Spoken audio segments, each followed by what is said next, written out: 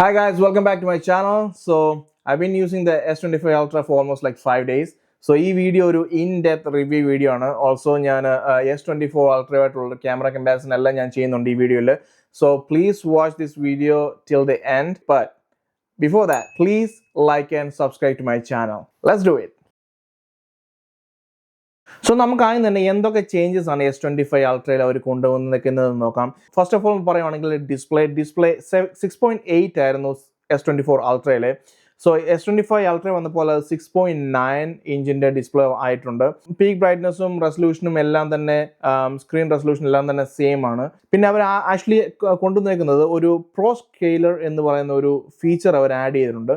So എന്താണെന്ന് ചോദിച്ചു കഴിഞ്ഞാൽ നമ്മളിപ്പോൾ ഒരു ഫോട്ടോ എടുക്കുകയാണെങ്കിൽ നമ്മളൊരു ഫോട്ടോ എടുത്തു കഴിഞ്ഞിട്ട് അവർ AI യൂസ് ചെയ്ത് അത് കുറച്ചുകൂടെ ഒന്ന് എൻഹാൻസ് ചെയ്ത് നമ്മളെ കാണിക്കും. സോ ഇച്ചിരി ബ്രൈറ്റ്നസ് കൂട്ടി ആ ഒരു ഫീച്ചർ ഇതിനകത്ത് കൊണ്ടുവന്നിട്ടുണ്ട്. അത് AI ബേസ്ഡ് ആണ് ആക്ച്വലി. ഡിസ്പ്ലേയിൽ വേറൊരു സ്ലൈറ്റ് ചേഞ്ച് കൊണ്ടുവന്നേക്കുന്നത് ആൻറ്റി റിഫ്ലക്റ്റീവ് കോട്ടിങ്ങിൻ്റെ പവർ ഒരു ഇച്ചിരി കൂട്ടിയിട്ടുണ്ട്. അതെന്താണെന്ന് ചോദിച്ചു കഴിഞ്ഞാൽ അണ്ടർ ലൈറ്റിൽ നമ്മൾ നിൽക്കുന്ന സമയത്ത് നമ്മളൊരു വീഡിയോ എല്ലാം കാണുവാണെങ്കിൽ ആ റിഫ്ലക്ഷൻ നമ്മുടെ ഫോണിൽ ഇങ്ങനെ അടിക്കും. പക്ഷേ ഈ ഒരു കോട്ടിങ് ഉള്ളതുകൊണ്ട് മാറ്റി പിടിക്കേണ്ട അങ്ങനെ ആവശ്യമൊന്നും വരത്തില്ല. നല്ല രീതിയിൽ തന്നെ വീഡിയോ കാണാനൊക്കും. S24 Ultra'യിൽ നിന്ന് ഒരു സ്ലൈറ്റ് ചേഞ്ച് വന്നിട്ടുള്ളൂ. ഡിസ്പ്ലേയിൽ വേറൊരു ചേഞ്ച് കൊണ്ടുവന്നിരിക്കുന്നത് കോർണിംഗ് ഗോറില്ല ആർമർ 2 ഗ്ലാസ് ആണ് ഈ 25 Ultra'യിലുള്ളത്. കുറച്ചുകൂടെ സ്ക്രാച്ച് റെസിസ്റ്റൻ്റ് ഒക്കെയാണ്. ബട്ട് സ്റ്റിൽ അവർ ആർമർ 2 ആർമർ 10 എന്നൊക്കെ പറയും. നിങ്ങളുടെ ഫോണിൽ നല്ലൊരു കേസ് നല്ലൊരു സ്ക്രീൻ പ്രൊട്ടക്ടർ ഇട്ട് നിങ്ങൾ സൂക്ഷിച്ചില്ലെങ്കിൽ സ്ക്രീൻ പൊട്ടിക്കഴിഞ്ഞാൽ നല്ല പൈസയാണ് മാറ്റണമെങ്കിൽ.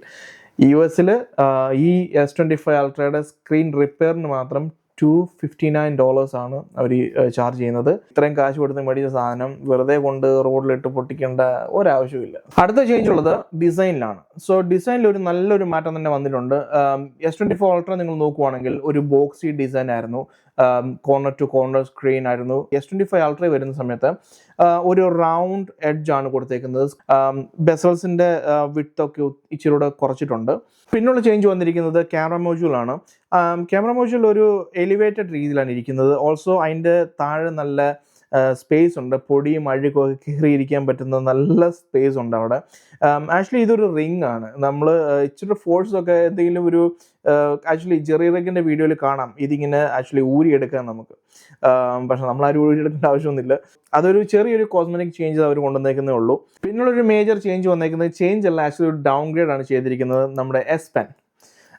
പഴയ ഫോണുകളിലൊക്കെ S Penൽ നമ്മൾ ഈ ബട്ടൺ നമ്മൾ ഞെക്കി കഴിഞ്ഞാൽ നമുക്ക് ഫോട്ടോ എടുക്കാമായിരുന്നു.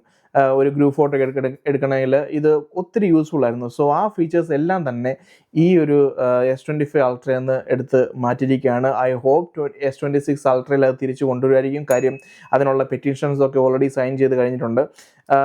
ഞാൻ നല്ല രീതിയിൽ യൂസ് ചെയ്തൊരു ഫീച്ചറാണ്. ഞാൻ അൺബോക്സിങ് വീഡിയോ പറഞ്ഞ പോലെ ഞാൻ നല്ല രീതിയിൽ യൂസ് ചെയ്തൊരു ഫീച്ചറാണ് അത്. സോ അത് പോയത് നല്ലൊരു നഷ്ടമായിട്ടാണ് ഞാൻ കണക്കൂട്ടുന്നത്. ഇനിയുള്ളൊരു ചേഞ്ച് പറയുകയാണെങ്കിൽ ക്യാമറ ഹാർഡ്വെയറിലാണ്. ക്യാമറ ഹാർഡ്വെയറിൽ അൾട്രാ വൈഡ് ലെൻസ് 12 മെഗാ പിക്സലിൽ നിന്ന് 50 മെഗാ പിക്സലായിട്ട് അവർ മാറ്റിയിട്ടുണ്ട്. ഞാൻ ഇവിടെ കുറച്ച് ഫോട്ടോസ് കാണിക്കാം. ലൈക്ക് S24 Ultra'യും S25 Ultra'യും തമ്മിലുള്ള കുറച്ച് ഫോട്ടോസ് ഞാൻ കമ്പയർ ചെയ്ത് നിങ്ങളെ കാണിക്കാം.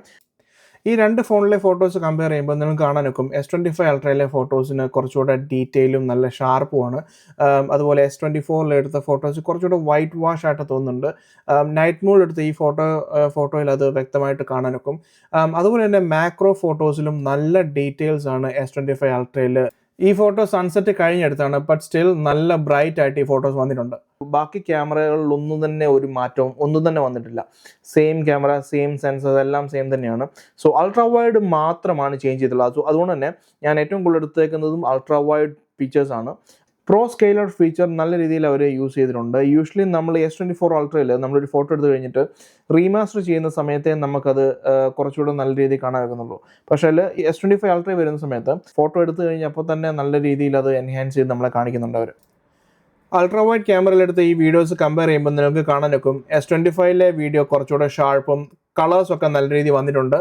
ബട്ട് S24ലെ വീഡിയോ നോക്കുവാണെങ്കിൽ കളേഴ്സൊക്കെ ഒരുമാതിരി വൈറ്റ് വാഷ് ആയിട്ടാണ് വന്നേക്കുന്നത്. സെൽഫി ക്യാമറയിലും കാര്യമായ ഒരു മാറ്റം തന്നെ വന്നിട്ടില്ല. സെയിം 12 മെഗാ പിക്സൽ ക്യാമറ തന്നെയാണ് അവർ യൂസ് ചെയ്തിരിക്കുന്നത്. കമ്പയർ ചെയ്യുമ്പോൾ എനിക്ക് അങ്ങനെ ഒരു കാര്യമായ മാറ്റങ്ങളൊന്നും തന്നെ തോന്നുന്നില്ല. ആക്ച്വലി ഞാൻ പ്രതീക്ഷിച്ചു ഇപ്രാവശ്യത്തെ ഫോണിൽ അവരൊരു 50 മെഗാ പിക്സലിന്റെ ഒരു ക്യാമറ കൊണ്ടുവരുമായിരിക്കും എന്ന് പ്രതീക്ഷിച്ചു. എനിവേ അത് വന്നില്ല. ഐ ഹോപ്പ് 26 അൾട്രയിൽ അവർ ആ ചേഞ്ച് കൊണ്ടുവരുമായിരിക്കാം. പിന്നുള്ള മെയിൻ ചേഞ്ച് ആസ് യൂഷ്വൽ, ഒരു പുതിയ ഫോൺ അവർ ഇറക്കുന്ന സമയത്ത് പുതിയൊരു സോഫ്റ്റ്വെയർ അതിന്റെ കൂടെ തന്നെ വരും. സോ ഇപ്രാവശ്യം ഉള്ളത് Android 15 and One UI 7. S24 അൾട്രയിലുള്ളത് Android 14 and 6.1 ആണ്. സോ ആക്ച്വലി എനിക്ക് സോഫ്റ്റ്വെയറിൽ എനിക്ക് ഒത്തിരി ഇഷ്ടപ്പെട്ടു. One UI 7 അടിപൊളി UI ആണ്. നല്ല ഫീച്ചേഴ്സ് കുറേ വന്നിട്ടുണ്ട്. നൗ ബ്രീഫ് അല്ലെങ്കിൽ ലൈവ് നോട്ടിഫിക്കേഷൻസ്, അതായത് നമുക്ക് ഇഷ്ടമുള്ള ഒരു ടീമിൻ്റെ കളിയൊക്കെ ലൈവ് നോട്ടിഫിക്കേഷൻ നമ്മൾ വേറൊരു ആപ്പിൻ്റെ സഹായമില്ലാതെ തന്നെ നോട്ടിഫിക്കേഷൻ പാനൽ ഓപ്പൺ ചെയ്യുമ്പോൾ തന്നെ നമുക്ക് സ്കോർ കാണാം നമുക്ക്. പിന്നുള്ള മെയിൻ ചേഞ്ച് വന്നിരിക്കുന്നത് പ്രോസസ്സറാണ്. ഈ പ്രാവശ്യത്തെ ഫോണിൽ യൂസ് ചെയ്തേക്കുന്നത് സ്നാപ്ഡ്രാഗൺ എലീറ്റ് എന്ന് പറഞ്ഞ പ്രോസസ്സറാണ് യൂസ് ചെയ്തിരുന്നത്. പഴയ S24 അൾട്രയിൽ സ്നാപ്ഡ്രാഗൺ Gen 3 ആയിരുന്നു യൂസ് ചെയ്തേക്കുന്നത്. 40% പെർഫോമൻസ് ബൂസ്റ്റാണ് അവർ ഗ്യാരണ്ടി ചെയ്തേക്കുന്നത്. പിന്നെ ഫോണിൻ്റെ ഇൻറ്റേർണൽ ഹാർഡ്വെയറിൽ ഒരു ചേഞ്ച് വന്നേക്കുന്നത് വേപ്പർ ചേമ്പറിലാണ്. വേപ്പർ ചേമ്പറിൻ്റെ സൈസ് ഒരു 40% കൂട്ടിയിട്ടുണ്ട്. സോ ഗെയിം കളിക്കുമ്പോൾ അല്ലെങ്കിൽ എഡിറ്റിംഗ് സോഫ്റ്റ്വെയർസ് ഒക്കെ യൂസ് ചെയ്യുന്ന സമയത്തുള്ള ഓവർ ഹീറ്റിംഗ് ഇഷ്യൂസ് വരാതിരിക്കാൻ ഈ ഒരു ചേഞ്ച് ഒത്തിരി ഹെൽപ്പ് ചെയ്യും. So my honest opinion, I actually liked it. S25 Ultra ഈ വർഷവും സ്മാർട്ട് ഫോൺ കിങ് ആയിട്ട് തന്നെ ഈ ഫോൺ തന്നെ വരും. അതിനൊരു സംശയമില്ല. നല്ല കുറച്ച് ചേഞ്ചസ് അവർ കൊണ്ടുവന്നിട്ടുണ്ട്. കുറേ പേർക്ക് ഈ ഡിസൈൻ അവർക്ക് ഇഷ്ടപ്പെട്ടു. ചിലർക്ക് S24 അൾട്രയുടെ ഡിസൈനാണ് ഇഷ്ടപ്പെട്ടത്. So the next big question, do I need to upgrade? നിങ്ങളൊരു ആവറേജ് യൂസറാണ്, നിങ്ങളുടെ കയ്യിൽ ഓൾറെഡി ഒരു S24 അൾട്ര ഉണ്ട് എങ്കിൽ I don't see a reason to upgrade now, to be honest. I will wait because ഈ S24 അൾട്രയിലുള്ള എല്ലാ ഫീച്ചേഴ്സും ആ സെയിം ഹാർഡ്വെയറും എല്ലാം ആണ് ഇതിനകത്ത് യൂസ് ചെയ്തേക്കുന്നത്. ആകെ ചേഞ്ച് ഉള്ളത് ക്യാമറയിലെ അൾട്രാ വൈഡിൻ്റെ ലെൻസ് 12 മെഗാ പിക്സലിൽ നിന്ന് 50 മെഗാ പിക്സൽ ആക്കിയിട്ടുണ്ട്. അതല്ലാതെ പിന്നെ ഈ ഡിസൈൻ ചേഞ്ച്, സോ അതുകൊണ്ട് ഒരു മേജർ ചേഞ്ച് അല്ലെങ്കിൽ മേജർ അപ്ഗ്രേഡ് എന്ന് ഒരിക്കലും ഞാൻ പറയുന്നില്ല. പിന്നെ അതുകൂടാതെ S Penലെ ഫീച്ചർ, അത് നിങ്ങൾ S Penലെ ഒരു ഫീച്ചേഴ്സ് നിങ്ങൾ ഇഷ്ടപ്പെടുന്ന അല്ലെങ്കിൽ നിങ്ങൾ യൂസ് ചെയ്യുന്ന ഒരാളാണെങ്കിൽ, നിങ്ങളിപ്പോൾ S25 എടുക്കുവാണെങ്കിൽ ആ ഫീച്ചർ നിങ്ങൾക്ക് കിട്ടത്തില്ല.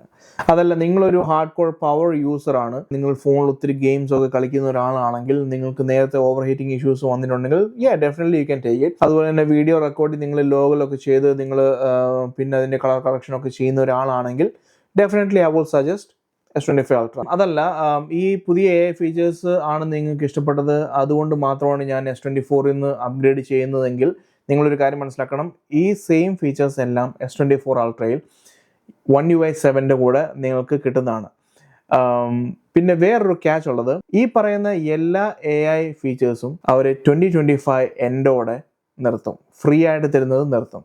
2026 നമ്മൾ കാശ് കൊടുത്ത് സബ്സ്ക്രിപ്ഷൻ ബേസിൽ കാശ് കൊടുത്താലേ നമുക്ക് കിട്ടത്തുള്ളൂ. സാംസങ്ങിൻ്റെ വെബ്സൈറ്റിൽ അത് വ്യക്തമായിട്ട് പറയുന്നുണ്ട്.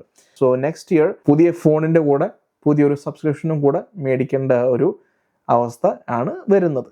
So guys, this was my honest review on S25 ultra.